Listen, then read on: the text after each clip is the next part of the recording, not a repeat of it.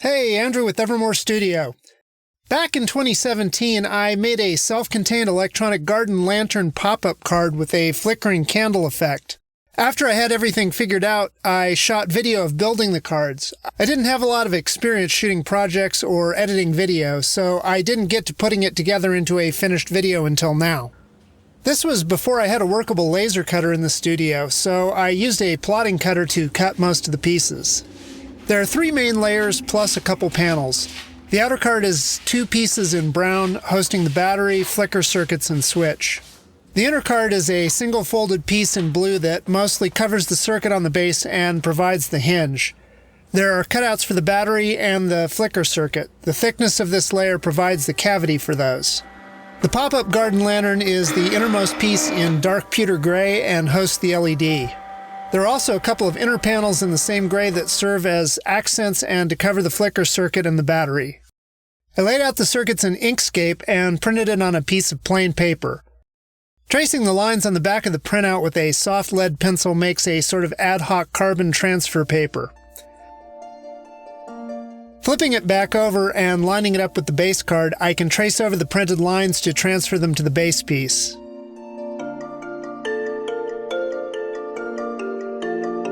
Using the transferred pencil lines as a guide, I put 1/8-inch wide self-adhesive copper tape down for the traces.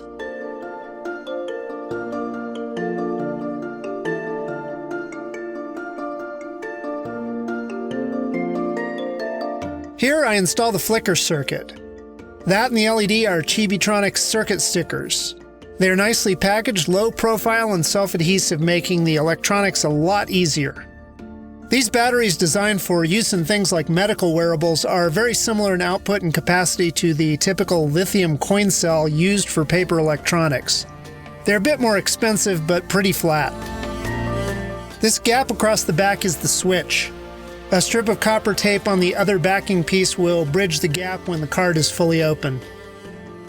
The 2 traces sticking up with backing material attached will go up into the lantern pop-up to connect to the LED.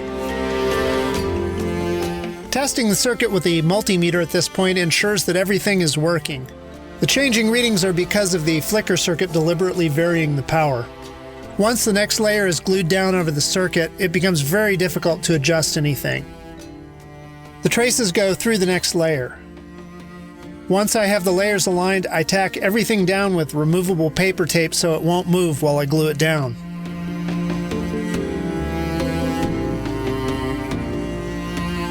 A sheet of scrap paper helps keep me from getting glue where I don't want it.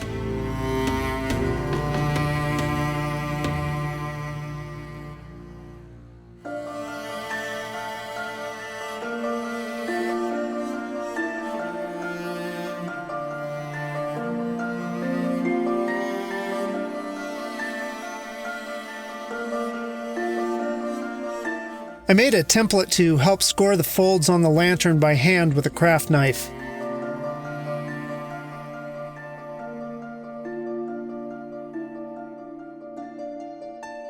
After scoring, I get the folds all started in the right directions.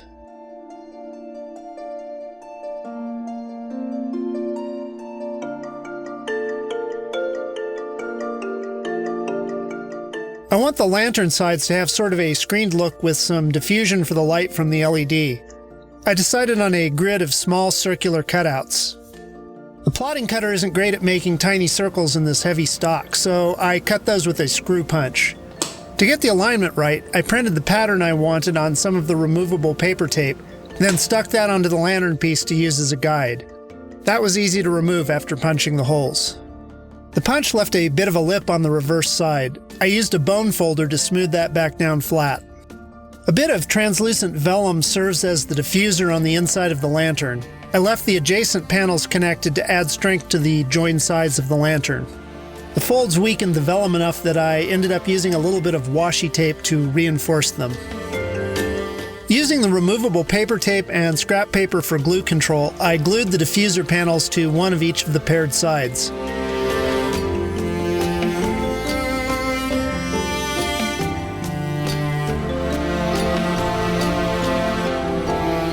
Next, the lantern goes onto the rest of the card assembly, threading the copper traces for the LED through the holes on the lantern piece. Carefully aligning the folds of the lantern and the base card, I lock down the alignment on one half with the removable paper tape so that I can glue the other half. More scrap paper for glue control, of course.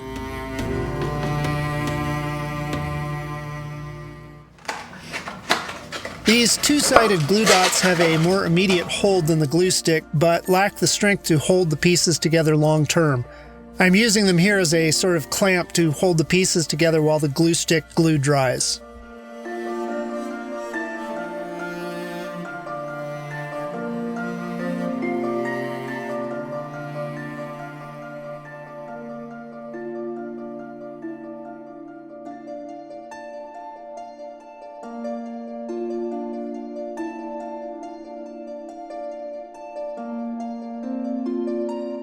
Once everything is tacked down well, it's time to do the other side. With the lantern attached to the base, I connect the side of the lantern that will host the LED to its twin by gluing the hinged diffuser panel. A tiny square of black washi tape helps strengthen the connection and prevents a light leak from the corner. After the glue joining the two sides of the lantern sets up, I use a little template I made to draw a positioning guide for the LED on the inside of the roof of the lantern. This will help me get the traces for the LED in just the right spots. At this point, I can trim the excess on the traces from the backing card. I folded the adhesive sides together, then folded the protruding bit in half so I can sandwich the leads going up to the LED in the lantern in between. I keep checking the circuit to make sure it's still working. So far, there have been no traces that needed to cross a fold. The copper tape is great for all of that, but doesn't stand up to repeated folding. I also experimented with conductive ink, and it fails even faster when crossing a fold. The best option I found for the bits that move is a self-adhesive conductive mesh fabric tape. The plotting cutter was again useful in cutting pieces of the fabric tape in the shapes for the traces running up the inside of the lantern. A sprudger and a pair of fine tweezers were useful for carefully working the fabric tape pieces into place.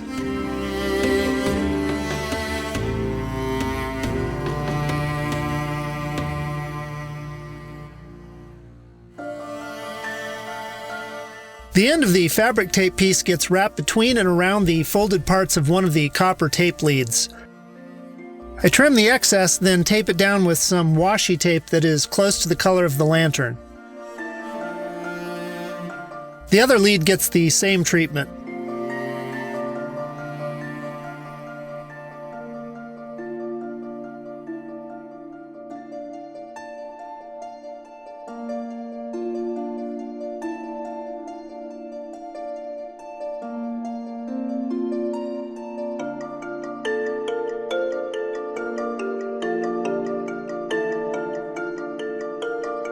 Another quick check with the multimeter.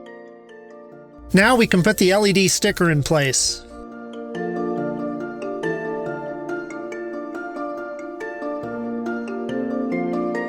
With the LED working, it is time to close up the top. I use a strip of the black washi tape to connect the panels. The other side panels get connected like you would expect. The lack of electronics on this half makes things a little easier. The tight space makes things a little harder. The diffuser panel is glued in. The overhang corner gets a little square of black washi tape. The top panels get connected with a strip of black washi tape.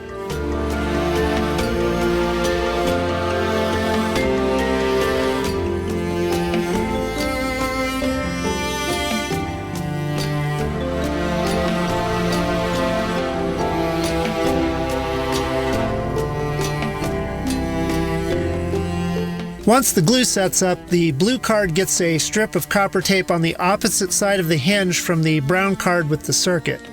This strip bridges the traces on the brown card, acting as a switch that is closed, completing the circuit when the card is open.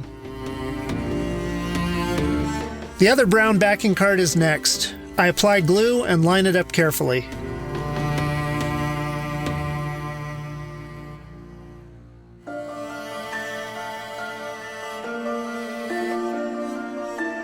Once that's dry, I put on the interior panels. These abstract curves and swirls are intended to help give the impression of a garden's water feature. 3 of the panels are attached permanently with the glue stick. The panel that covers the battery and the flicker circuit get a repositionable adhesive so that the battery can be changed in the future. I drew the positions for the components on the underside of the panels to avoid gluing the components themselves.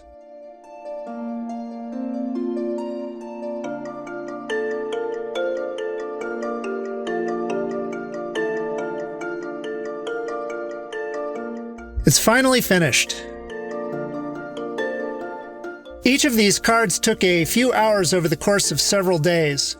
There's not a lot of margin for error in aligning and connecting everything, and the finished cards won't stand up to a lot of abuse. With the battery change, they are still working 6 years later, though. Incorporating electronics into pop-up cards is really fun. I hope to do some more of that at some point.